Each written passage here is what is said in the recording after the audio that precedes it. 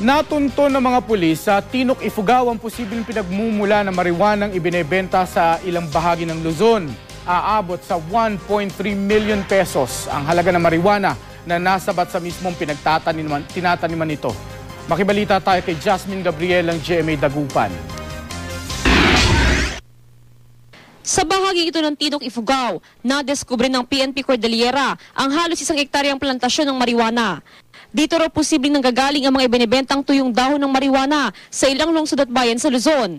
Dahil nga napakadaling yung demand, tumataas yan, especially pag umabot na yan dito sa mga city, sa Baguio City and other parts of Luzon.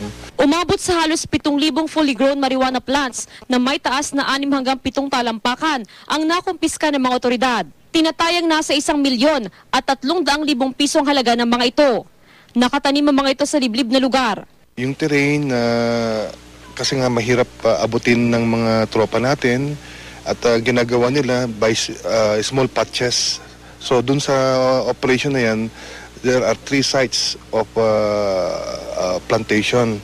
Mga maliit na mga plantation lang para hindi kagad mapansin. Wala namang nahuling nagtatanim ng marijuana. Posible nagpapalipat-lipat daw ng lugar ang mga nagtatanim nito at binabalikan na lang ang tanim kapag pwede nang anihin. Bumuo na ng task force ang PNP Cordillera na tututok sa mga operasyon kontra marijuana sa rehiyon. Jasmine Gabriel, Nagbabalita, Pilipinas.